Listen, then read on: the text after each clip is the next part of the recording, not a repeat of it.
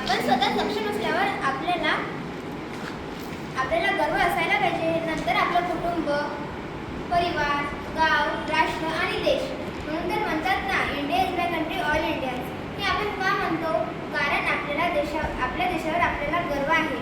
मग आपण आपल्या देशाची वस्तू वापरायला हवी ना. स्वदेशी मालाची चळवळ आणि खादी कापड हे भारतीय स्वातंत्र्य चळवळीचे प्रतीक आहे, ज्यांचा प्रसार महात्मा गांधी यांनी केला होता.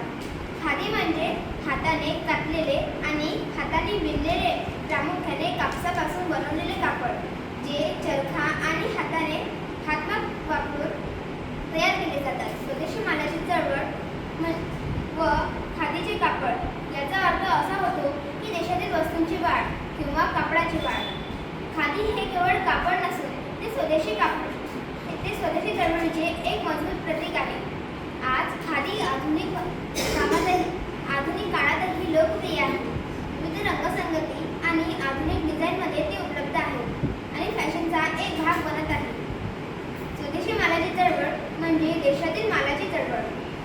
अस्सल खादीचे कपडे ओळखण्यासाठी ग्रामीण उद्योग आयोग KVIC द्वारे प्रमाणित असतो.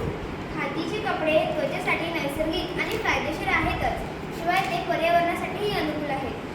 खादी वापरा, विदेशी टाळा. स्वदेशी वापरा, विदेशी टाळा.